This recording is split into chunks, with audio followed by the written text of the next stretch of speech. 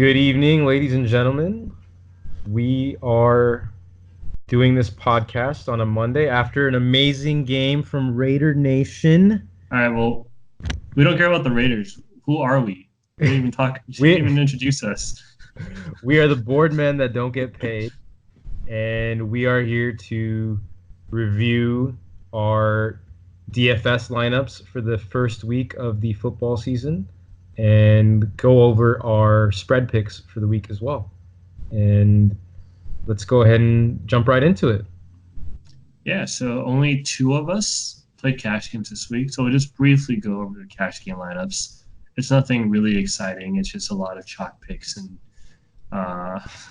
that's basically what cash games are. But luckily for me, I cashed my cash game lineup in all my double ups and 50-50s. You cashed your cash game lineup? I cashed my cash game lineup. Yep. I love it. And then Drew also did his cash game lineup was pretty amazing and cashed his cash games as well. So going right into it, here's my cash game lineup here somewhere on the screen. I don't know which side it will be on, but it will be on here. But at quarterback, I played Jameis Winston, who put up almost 0 points. You cashed Jameis Winston? That was a pretty pathetic display of quarterbacking. But yeah, Jameis Winston with 10.06 Draftkings points helped me cash my cash game lineup. Goodness. But he was projected to be chalk for the week. So yeah, originally, what your thought process was behind that play? Yeah, like I was already playing Chris Godwin, and I just want to stack my QB with my wide receiver. Jameis Winston seemed like safe chalk. Before the game started, I actually had Carson Wentz in there.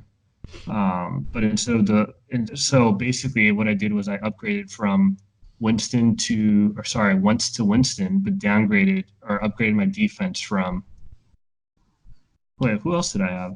Oh no, I had Tyler Boyd over D.D. Westbrook. So that's how I upgraded. I went from Wentz to Winston and from Boyd to Westbrook. And those are just dollar upgrades because in reality they weren't. Yeah, they weren't. I think how many points did Boyd end up having? Do you know? I don't know off the top of my head, but I don't think he had a touchdown, did he? I think John Ross took. Yeah, John Ross took all of the points from Cincinnati. So I mean, yeah, the Wentz. How many points did Wentz score?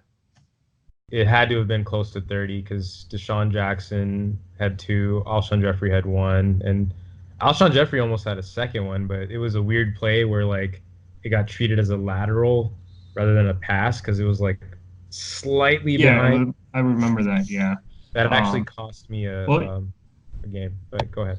Sorry. Well, the beauty of DFS is it doesn't matter if I had Wentz or cash game lineups. It doesn't matter if I had Wentz or Winston. I'm cashing regardless. Still cashed. So running backs, I played. The chalk at running back was Dalvin Cook, and I played Dalvin Cook. Put up 29 DraftKings points. Really solid play right there. I played Christian McCaffrey as my high dollar running back. That was the play of the week. McCaffrey was the play of the week, 45.9 DraftKings points. And I honestly expected him to be higher owned in cash games, but I only saw him at around 30% in all my cash game lineups, which was a little bit surprising to me. That is surprising because he definitely felt like the most comfortable stud among the. Yeah. So I'm thinking other players might have spread out that ownership to like Saquon, or I'm not really sure. Actually, I think the 6,000 range running backs were extremely popular. Like Leonard Fournette, Dalvin Cook, Chris Carson. I think each of them were in the 40s or 50s in cash. Yeah, well, I mean, that's the thing, right? If you're paying for like 6,000 running backs, 6,000 running backs, where are you spending that extra 3,000 on? Right? I feel like people pushed it into either receiver or Kelsey or something else. Yeah, because I felt like almost everybody. So like right here, I played Chris Godwin, who was at 60% ownership, and D.D. Westbrook was at 60% ownership. I mean, they're both solid plays. It had to have gone somewhere. So yeah, I think people might have played like Julio Jones or Adam Thielen or OBJ in cash. I think those are the 3 most owned wide receivers, and I don't think they really. I mean, Christian McCaffrey seemed like you needed him. I wish I took him in every lineup. And then lastly, I played Curtis Samuel in cash games. I think it was a little bit thin. I definitely bought into the hype a little bit more than I should have. I think DJ Moore should have was definitely the more solid play. But it still That worked price out for point. me. Yeah, Curtis Price point. Samuel still scored, was still 34% owned. So it didn't really hurt me that he only scored 6.2. Um, and then at tight end, I played Hunter Henry, which basically everybody played, almost 40% owned, 10 points. Didn't really hurt me, didn't really help me. It was just kind of there. And then at Yeah. flex, I played Chris Carson, who was another chalky running back for the week at 58%. And, he scored 25 points. So it seemed like all the chalk plays kind of did really well this week. And that's kind of why. That's why you don't want to really go too fancy in your cash games, because Cook at 80%, 20% of people right there are just burning money, not rostering Cook right there. And I played the Ravens defense, 20% owned, 13 points, solid defense, most highest price defense. They limited Miami to only 10 points. Great, great roster. Yeah, so I ended up scoring 167.76 points, and that was definitely good enough to cash. I think the min cash line for most cash games this week was around 160 or 158. So kind of got over it. Would have been a lot better if I played once, but I'm not going to complain. Makes sense. All right, Drew, what about you? So full disclosure, my cash game lineup wasn't in a cash entry tournament or anything like that. It's our private DraftKings league with our friends that is for high stakes, but it's a season long thing, week to week.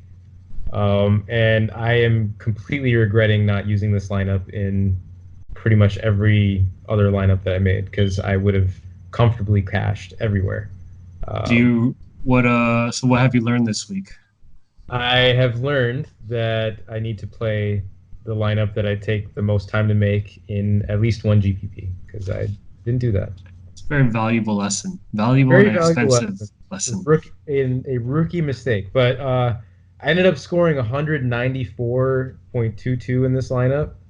Um, my quarterback was Carson Wentz. He scored 28.02 points. Guy was basically on fire. Got the 300-yard bonus, 3 touchdowns, and he exceeded X4 value.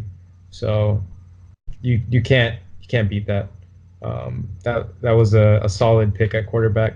Then my running backs and flex were basically what carried my team.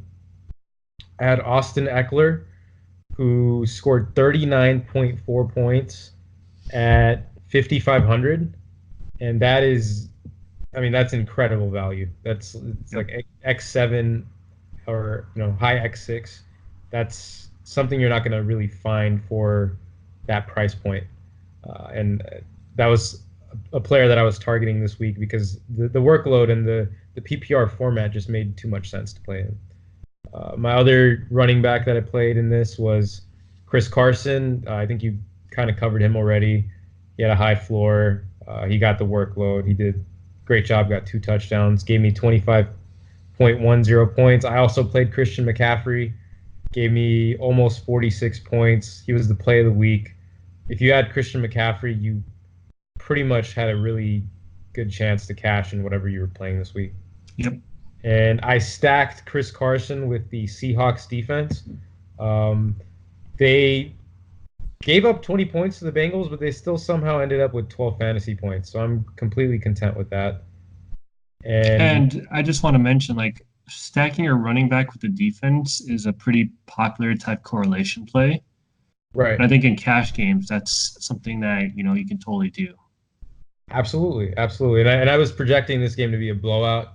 I didn't expect Cincinnati to put up what they did, but the Seahawks were able to get a bunch of sacks, force a couple fumbles, and that got me the points that I needed. And then here's where my lineup kind of fizzled. I also had Curtis Samuel, just like you. Disappointing week, but he was so low priced that it didn't really hurt me too much. I also took Chris Godwin, who got a touchdown, but was kind of a disappointment, I would say. I mean, he Yeah. wasn't terrible, but he definitely didn't perform what we were anticipating I prior. think that I think it all kind of landed on Jameis Winston. I was watching that game, and there were so many errant passes by him. Okay. I didn't get Yeah, a chance to watch that game personally, but yeah, he didn't live up to the price or the hype this week. yeah, that Bucks offense was just in disarray completely. And then my other wide receiver was Adam Thielen. I went into the week thinking Adam Thielen was the safest play because I thought Diggs wasn't going to be healthy, Yep. and that seemed like it proved true. But the game script on that or sorry, not Hawks, Falcons Vikings game was very run heavy for Minnesota, so Yeah, it didn't really they need the threw ball. the ball 10 times the whole game, and they won. Yeah, by comfortably, they won comfortably. So Adam Thielen, he was another disappointment. I mean, he got a touchdown, but only 3 receptions, 43 yards. Not what I anticipated. I thought he was going to give me at least 20 to 25 points. And then I picked. You convinced me to make this play. I picked Hunter Henry. You talked me into this. I'm okay with what he did. He got 10 points at 3,900. I was primarily in on Delaney Walker this week, but I didn't take him where I needed to, like my main lineups, and we'll get to that next. But yeah, overall high point total, just And no, 194 is extremely solid. yeah, no money to show for it though. You would have cashed everywhere. Everywhere, but I didn't put it into a contest, so it's my fault. Valuable lesson learned for next time. Valuable lesson learned for week 2. All right. Well, the other one of us here, Yash, did not enter a G or a cash game lineup, unfortunately. But he's a GPP player, and his lineup did very well this week. So let's analyze what his main GPP lineup looks like. So tell us a little bit about your lineup, Yash. Yeah, so um I made the call to take Lamar Jackson as my quarterback. I think Amazing play. That was a Great. great play. great play against just Miami is in disarray. So and he's anytime you can draft a running quarterback, he kind of plays as two players in one. So he can And put up stats as a QB or stats as a running back. crazy So part is he didn't even run for anything really. He did that all through the air. So he got 6 yards. So yeah. But yeah, so he was only in the main tournament. He was less than 7% owned, and I think he wasn't that expensive. It hats was off. only 6K, yeah. Yeah, so he brought me at 36.5 points, and he was basically just on fire the entire game. So that was always Yeah, he would have that was scored good. more if he wasn't benched after 3 quarters. Did Yeah, they have like this is 40 plus at halftime? Oh my God. Yeah. This was 36.5 points in 3 quarters, so you could only imagine. So I have a Um, question about your Lamar Jackson decision. Like, I know people have different methods for choosing quarterbacks. Did you plug in Lamar Jackson as a core first, or did you fill him out after you made your lineup? No, he was a core pick. As a core pick? Yeah, I um I guess looking back at last season, like towards the second half, you saw players like Josh Allen and Lamar Jackson just putting up massive amounts of points, Mhm. and because they have the legs, and I could have gone for like Mahomes or I mean, who are the other like expensive quarterbacks this past week? I think Wentz was pretty up there. Jameis. Jameis Jameis. Winston. But I went Lamar because this is a GPP play, and a lot of people are probably going to gravitate towards like Jameis Winston was going into a matchup that should have been a shootout. So for me, I wanted to pivot off that Jameis play, the Wentz play, the Mahomes, and go with Lamar Jackson because he's the type of player that can win you a ship. So Yep. that was basically my thought process with them. So yeah, so did really well at the QB slot. My next player was Christian McCaffrey as a running back. Obviously, best running back this week. Best player. I'll get to the best player, but he was definitely you needed McCaffrey as one of your running backs if you wanted to I think if you need to McCaffrey to cash out, uh, you know, can't really explain what he did. I mean, there's no point. He just kind of went off, and he could have gotten another touchdown, but he got there was a 1 yard hawk. I think like the backup running back, and that was basically the only rush besides McCaffrey from other running backs. So, his score could have been a lot higher. So yeah. So my next player, my second running back was Chris Carson. He had a good game from a fantasy, I guess a fantasy wise perspective. He put up 25 points. He came in. He had a reasonable price tag to him. He didn't really have that many rushing attempts. He only rushed for like 15 times and had about 45 yards. He had a fumble, which kind of sucked, but he did bring in 2 touchdowns. And the biggest thing with him was that he was involved in the passing game. So he got a touchdown on the ground and as well as one in the air. So I don't think Rashad Penny really took away that much work from him. But he definitely was a solid pick as my second running back. I could have gone for Dalvin Cook. I was thinking about Dalvin Cook, but I think he was a little bit more expensive than Carson. And I was thinking that I think Carson probably provided a little bit better value at his price. I'm not I'm not disappointed at all. Like I really liked what Carson did for me.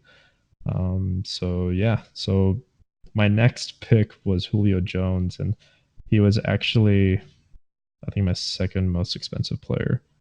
And he was on the verge of just letting me down big time.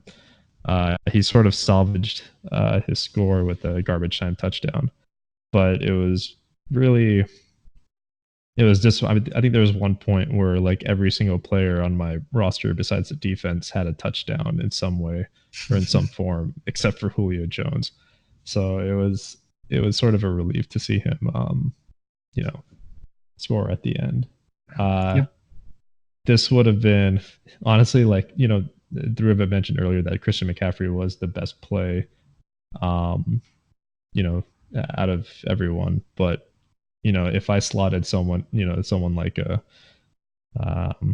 like Sammy Watkins or Deshaun Jackson or Hollywood Brown, I think it would have done wonders for my lineup. Oh yeah, definitely.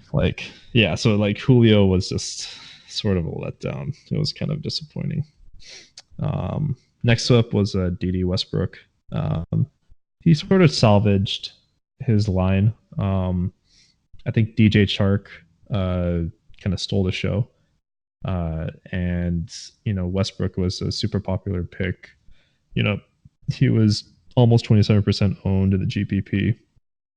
But at least he was able to grab a touchdown and put up, I guess a respectable score.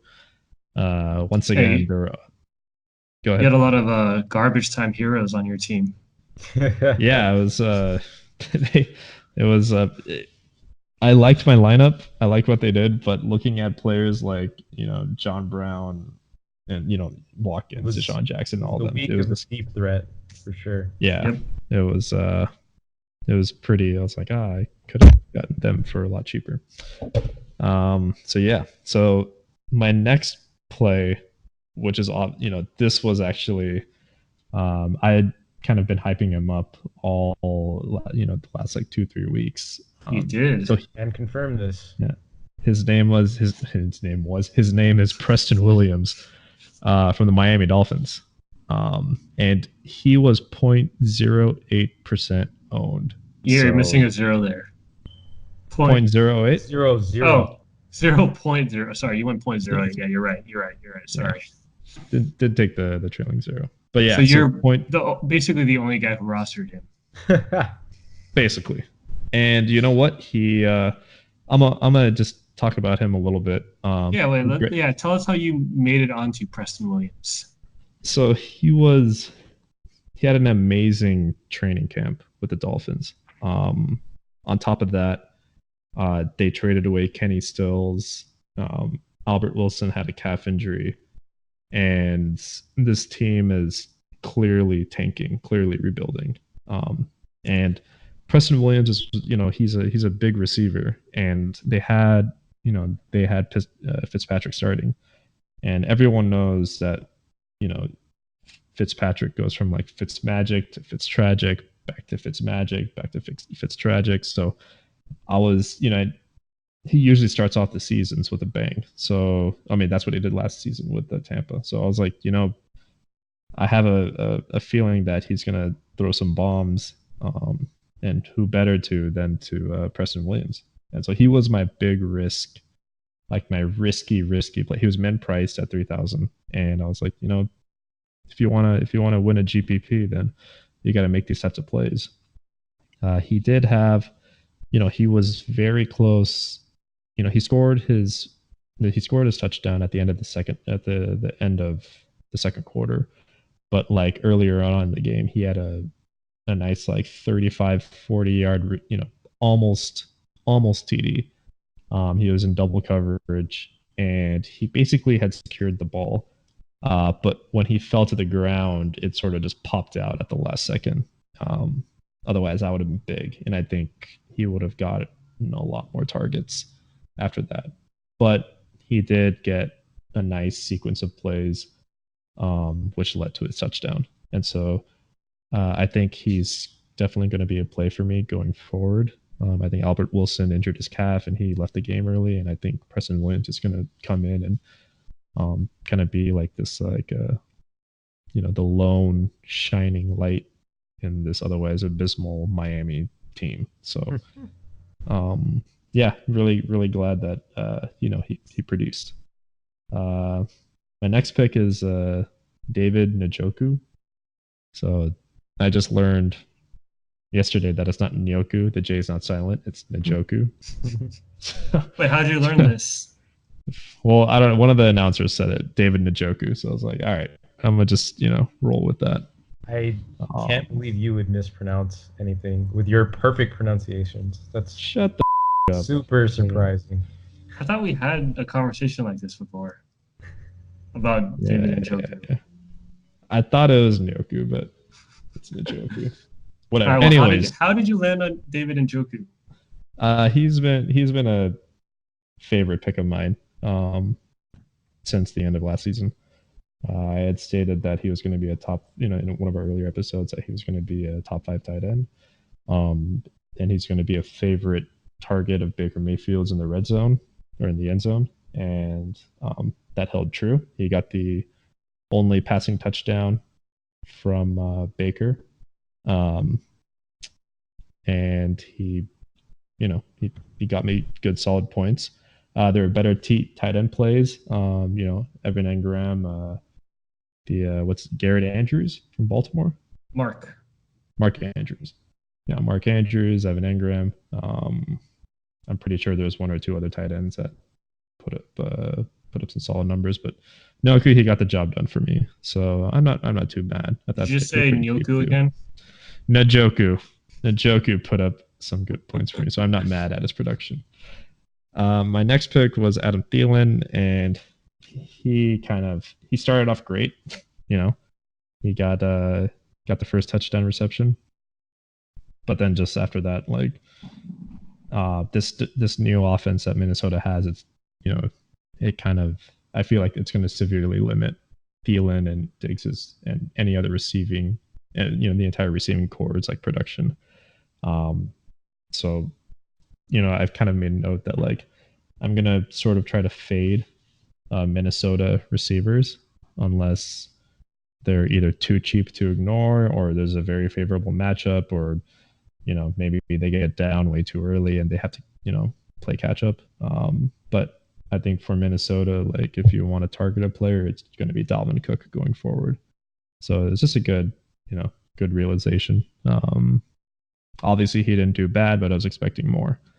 And my last pick was the Seahawks defense. And like Dhruv said, I don't know how they got 12 points, but they did. It's better than trying to if you roster Cleveland's defense or Miami's defense, I mean, who would roster Miami's defense? Seriously. But yeah, so they got me some good points. So overall, I'm happy with week one. So my GPP lineup, I scored 171.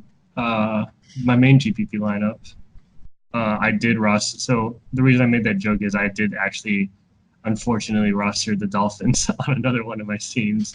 Would have cashed if I had any other team except for the Dolphins, but for some reason, I don't know what got me into rostering them, but I did. Were they mint priced? Oh yeah, for sure. Okay. Yeah, so for this lineup, I had Dak Prescott as my QB, scoring 36.4. I think he was the second highest scoring QB on the week.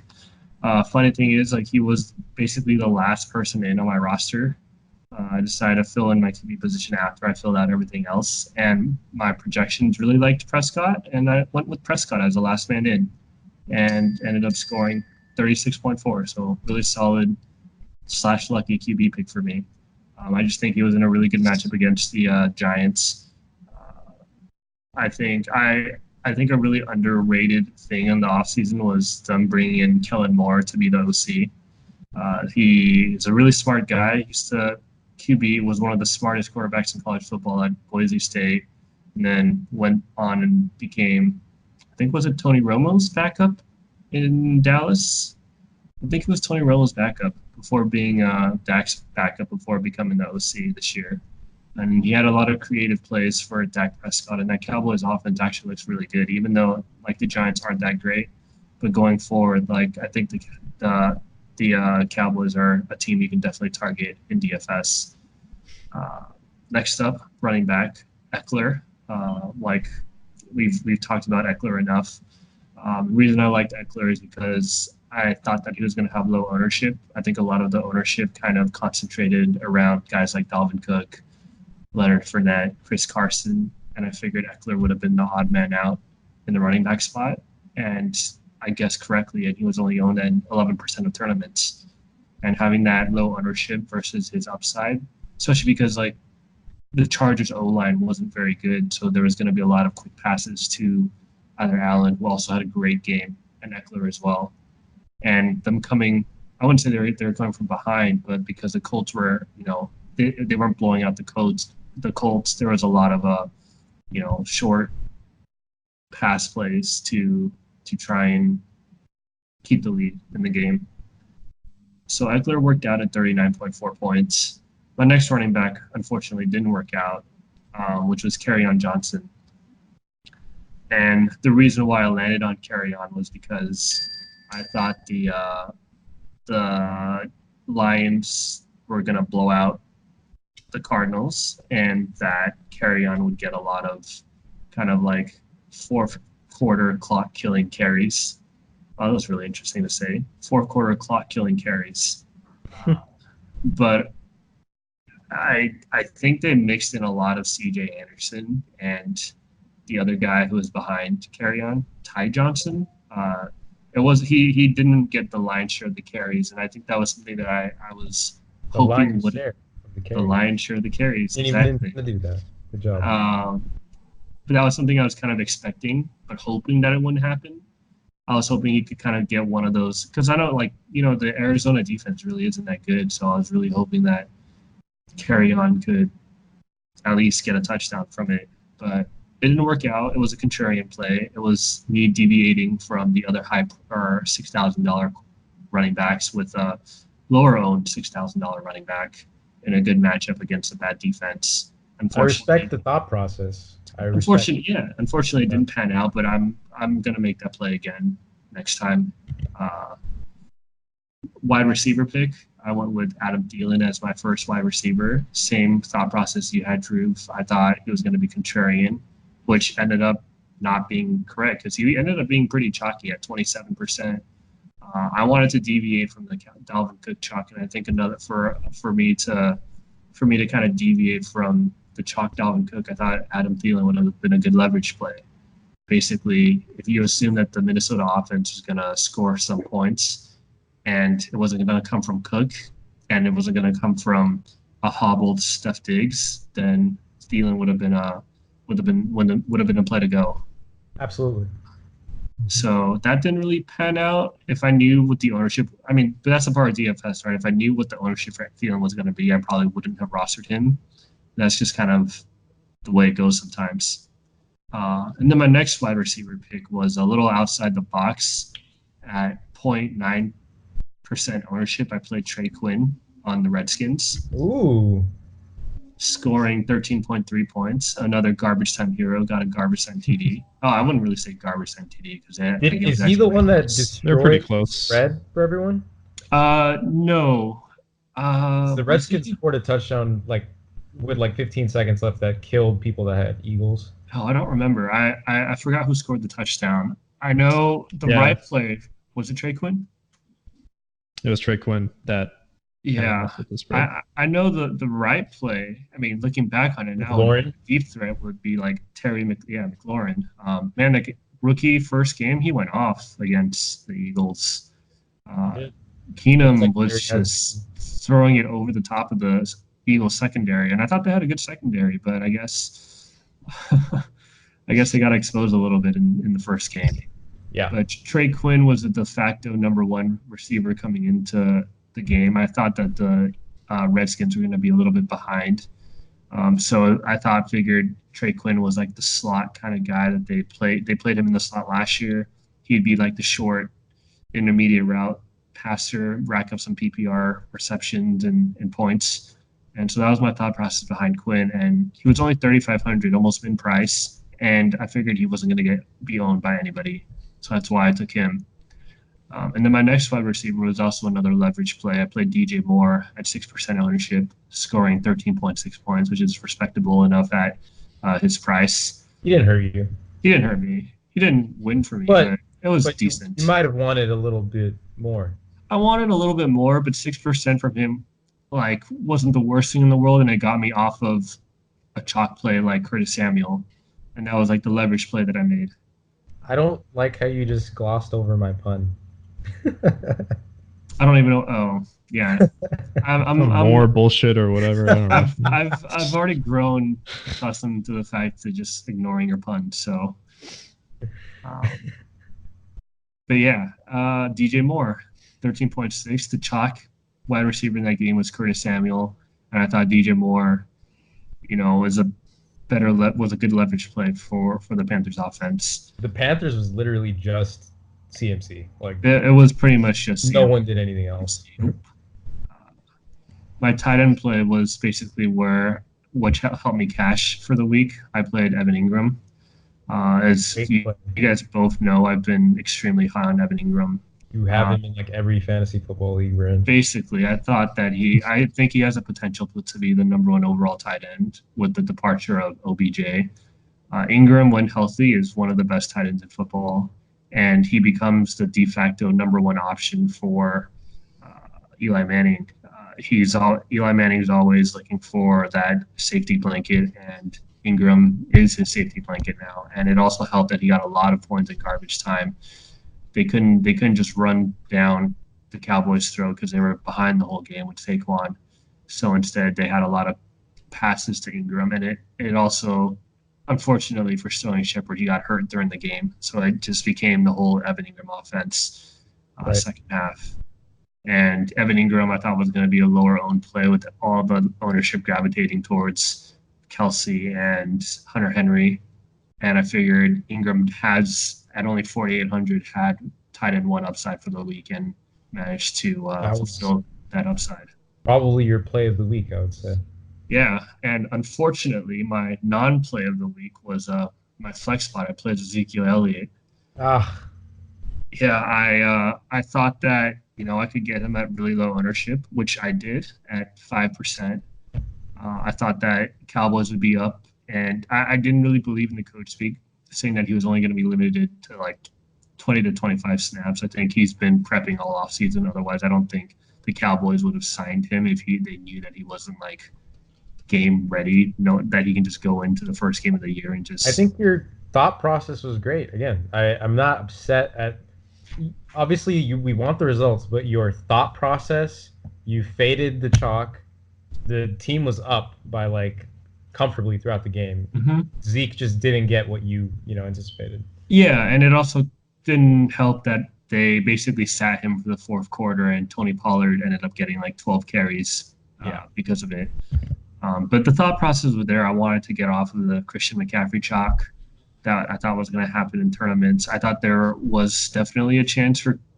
I mean, I think there was more than a chance. I thought Zeke could definitely have surpassed Christian McCaffrey's output.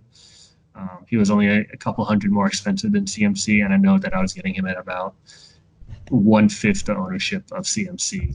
And Dallas was favored against a team with a not very good defense, and I figured they would just run down the Giants' throat with Zeke if they were up. And unfortunately, Zeke got benched because they were up by way too much. But process was there. I would have done that the same thing over and over again. Yeah. That's all you can do. Yeah. Do you think so? Do you think Zeke is going to still feature in the passing game, or is that going to be Pollard's domain now? I think Zeke is still going to be a 3-down back.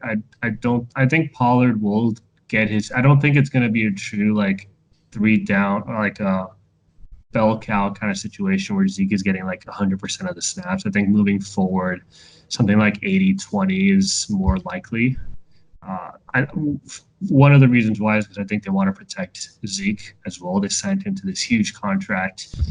They don't need him to overexert himself before his contract expires too, right? Like you don't sign a running back for what was it, 6 years?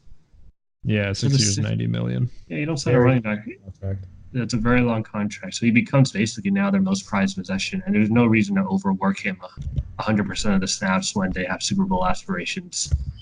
So I would think an 80-20 split is kind of likely moving forward. And then my defense, I just choose defenses to fit into my lineups. I never really target a defense. It's defenses and quarterbacks are like the last two that I just put into a lineup. And for this week, the defense that fit into the lineup that I built was the Chargers. And unfortunately, like it didn't work out. They only scored 2 points, but I mean, I'm not gonna delve too much into defense. Like the Chargers, I chose them because it's the Colts playing away from Lucas Oil Stadium with Jacoby Brissett at the helm. I know there are a lot of Charger injuries in their defense, not having Derwin James. And maybe I should have thought more about it, but I think the Chargers were a fine play. Yeah. It is what it is. Yeah. The Colts they had some amazing plays. The Colts offense actually looked pretty decent, and the Chargers tackling looked pretty subpar. Like Marlon Mack was just running through people, and T.Y. Hilton was just running past people. Like that last T.Y. Hilton touchdown should have not been a touchdown. Like he shook off like 3 tackles or something. So I'm not complaining. I have both T.Y. and Mack in one of our fantasy leagues. So I had a ton of points in that league. Yeah. So that was my GPP lineup. Excited for next week. Process was there. Process was there. Hopefully the results will be better. And trust the process. Yeah. And what about your lineup, Drew? So in my main GPP lineup, I think I played it a little too safe. I had a lot of chalk, which is something that I preach not to do. But here we are, week 1, getting back into it. And we had discussions about certain players, and even on our last pod, I talked about like Delaney Walker, for example, and I played him in a majority of my lineups, but I didn't play him in this lineup in particular that was like the highest stakes for me. But this lineup, the play that I was happiest with, this was a play that I coveted, is Matthew Stafford. I was on Stafford pretty much all week. I thought that the game script was going to be a passing game because Patrick Peterson is out for several weeks, and I didn't trust those rookie corners. And the Cardinals' defense just didn't look like it could stop the pass at all. They couldn't. They couldn't. The problem is I didn't stack the correct receiver or tight end to take advantage of that. But standalone, Matthew Stafford put up almost 32 points. I think he was the fourth highest scoring QB this week, and it's probably like either 10th through 15th in pricing. So completely happy with that result. My running backs were Chris Carson and Leonard Fournette. We've banged the drum on Chris Carson already, so I'm not going to get into that. Leonard Fournette, I think he got like a solid workload. He just didn't punch it into the end zone, and didn't get as many receptions as some of these other running backs have gotten. I would have, in hindsight, I would have loved to play Eckler in this spot, but uh, I don't think Leonard Fournette is a bad play going forward. It seems like he's going to have a consistent workload, but this play was probably not the best one because he came in at 47% owned in this particular contest, something that I try to avoid usually. And he also, didn't even barely 2x'd. So that was probably my worst play in this particular GPP. My flex was Dalvin Cook, another really chalky play. We've kind of banged the drum on Dalvin Cook already. And he obviously paid off for everyone that took him. I also took Seahawks D, which we talked about as well. They delivered solid value for the price. Where I think GPPs were won this week, particularly like the larger contests, was wide receiver. And I think a lot of the chalky wide receivers, a lot of the pricey wide receivers kind of fizzled. Like it was definitely a week for contrarian wide receivers that are deep threats like Deshaun Jackson, Sammy Watkins, John Brown, Hollywood Brown. I mean, the list goes on. John Brown. I mean, it was literally the week of the deep threats and the week of Browns, right? AJ Brown also had a great game. AJ Brown, Antonio Brown leaving my team. And the Browns getting thrashed. But anyway, it was definitely the week of the deep threat. I'm gonna keep note of this for week 1 next year because it seems like these deep threats, like I don't know, for whatever reason, in the first few weeks they go a little ham. Like John Brown last year in the beginning of the season, Deshaun Jackson last year in the beginning of the season. I don't know why that is, but it seems like I would like to like research it and see if that's an actual trend. But I didn't roster like any of those guys, so. I had Marvin Jones, which was my stack play with Matthew Stafford. He 2x'd. He didn't really hurt me, but he didn't deliver the touchdown or the 100-yard game that I wanted with Stafford. That player was either Amendola or TJ Hawkinson, but I didn't have any of those guys. I also played Adam Thielen, which was someone that I was high on this week, but game script kind of led him away from getting a heavy target load. And that's probably something to look at going forward. I think Yash mentioned he's probably not going to touch the Vikings pass catchers for the first few weeks. And I don't blame him. I mean, after seeing that game, it seems like they're going to feed Dalvin. But that's something to monitor. And then I also took D.D. Westbrook. I think D.D. Westbrook was a fine play. Like, he 3x'd. He didn't, like, hurt you at all. He didn't go off either, but that's a high floor play. But I'm looking at my lineup now, and pretty much everyone that I have, except Marvin Jones and Matthew Stafford, were 17% owned or more, and the majority of them were in the 30s or 40s. So that's something that historically I don't do, but I played it safe because this was a high stakes GPP. So I need to go back, look at my process. I think it was not good for this particular tournament, and kind of follow your thought process, which was to pivot and kind of target these guys that are not going to have as high ownership. Like if I plugged in Eckler over Leonard Fournette, I would have easily cashed. If I stuck to my guns with Delaney Walker rather than pick Travis Kelce, I would have easily cashed. But it is what it is. I think this is something to look at going forward. Now, before and before we go into like gambling and stuff, I just wanted to kind of pick your brain on like, do you are you gonna use like this trend of like these wide receivers that go off? Or are you just gonna look at it and say like, okay, this is just a one-time thing. These deep threats, I don't see them repeating it next week. It was a fluke. Or are you gonna actually like buy into some of that? Because that's kind of a hot topic, I think, going into next week. Yeah, what do you think, Yash? You can go first. Uh, yeah, I think, a lot of the wide receivers that went off, I think they're going to be picked, especially like, Sammy Watkins. They've already priced him up, but I still think people are going to pick him just because he has Mahomes as his quarterback. Um, they're also playing. They're playing the Raiders, who surprisingly actually Surprising. did pretty well on defense. They were the last ranked defense last season, and they were very aggressive and just, They also for the played most part, a lot sharp of offense. against Denver. But I think, just getting back to wide receivers, I think they're going to a lot of the receivers that went off are going to be chalk plays, and I think you're going to see players like, I think Julio Jones is going to have a great bounce back game. Um, I think like Keenan Allen, he did pretty well last game. I think he's going to be pretty consistent and solid.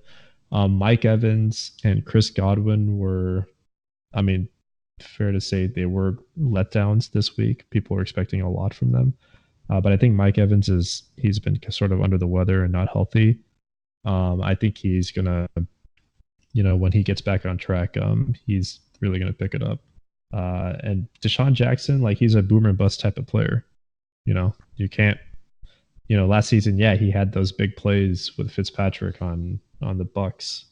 But he's a deep threat, and like he'll either get you 30 points or he'll get you 3 points, And I think there's just better options for receivers.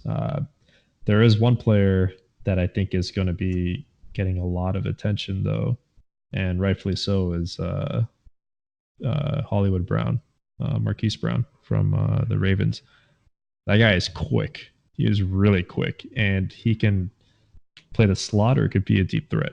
And if he has an open field, like, forget about it. That dude is just going to burn you. It was actually really impressive just watching him play.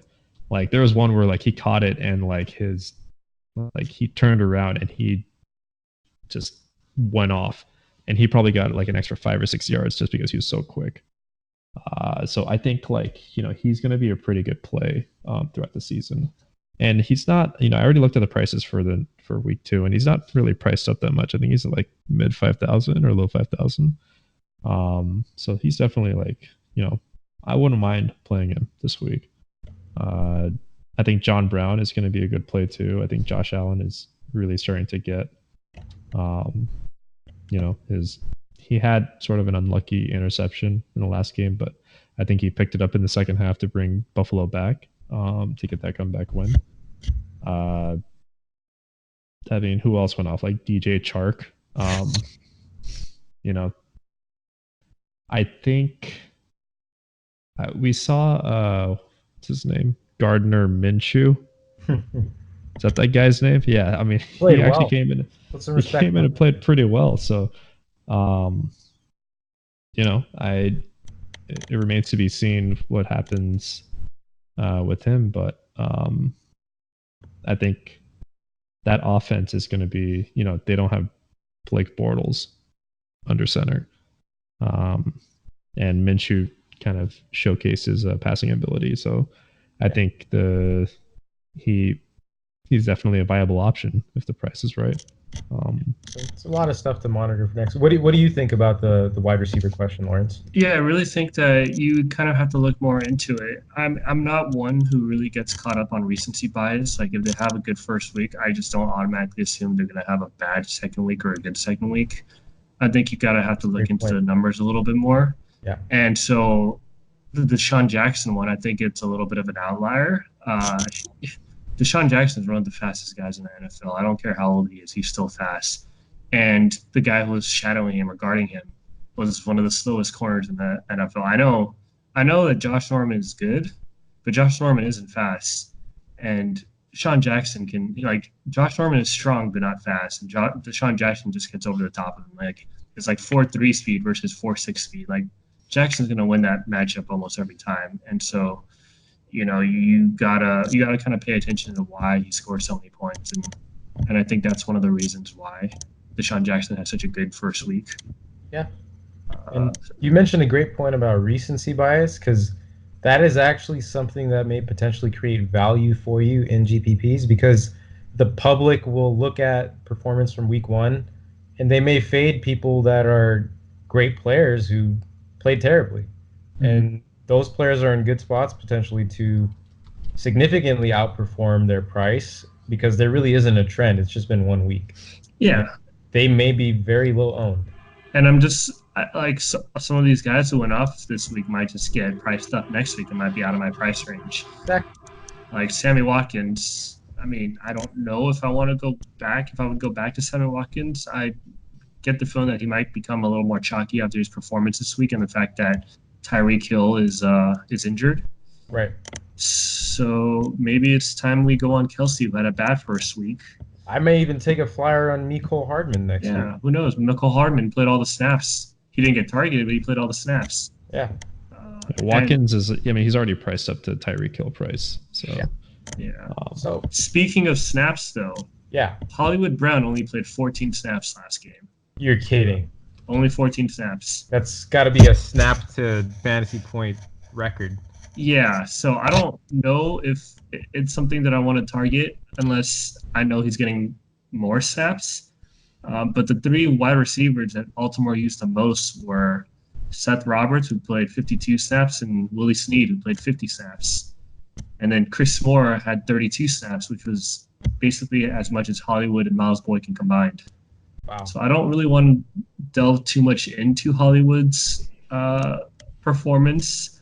A couple of them were just really bad tackling by Miami. And yeah, he is fast, but he's still playing hurt. I think he's still trying to get ingrained into the offense. Yeah. And I don't know if I want to go back to Hollywood if I were given a chance to.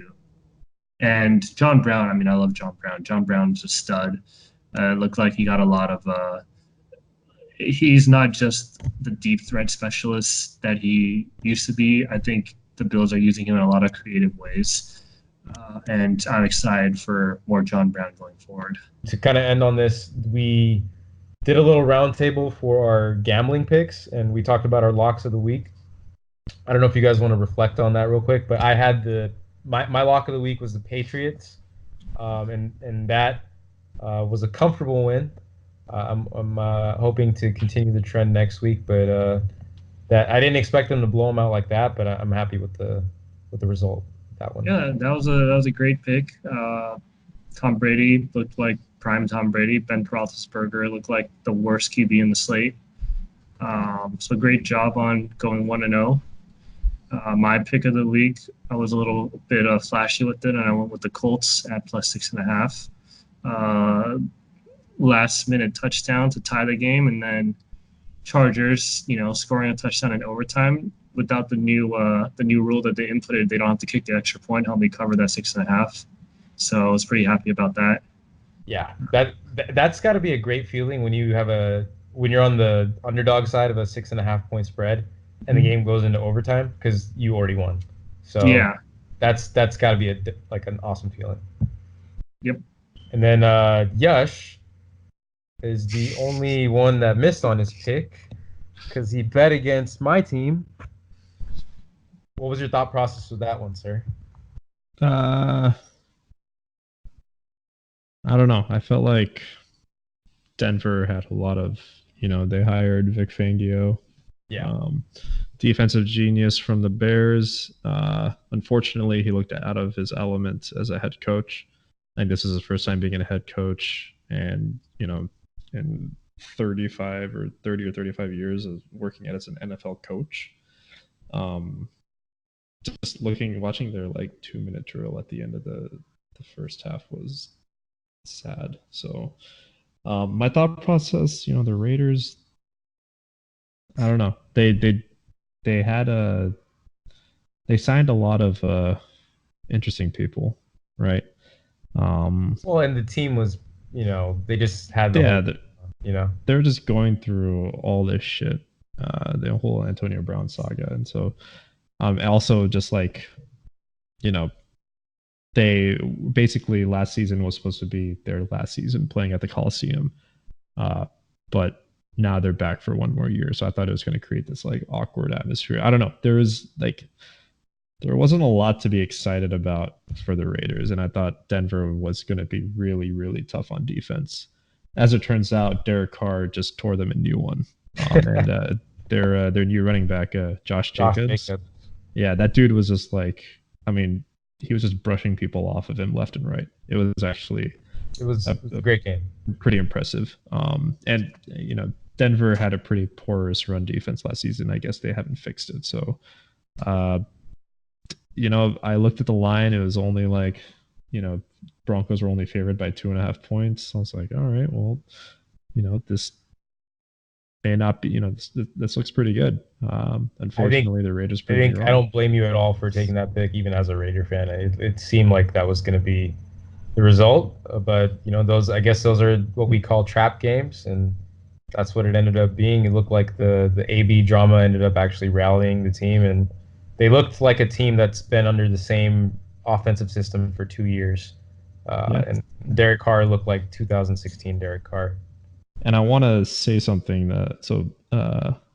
perfect. Fontaz perfect. He looked good. I think he's evolving into a leader for the Raiders for their defense. And he's a Corona born. Your hometown? Hometown, Centennial High School. I think he's like 2 years younger than me. Obviously, he's known a lot for his, dirty play on the field. But all the news reports about him, ever since he's joined the Raiders, he's been pretty much kind of like he's grown into a leader. And I think you saw the energy out there from the defense. And yeah, he knows the system, and he's there to lead it.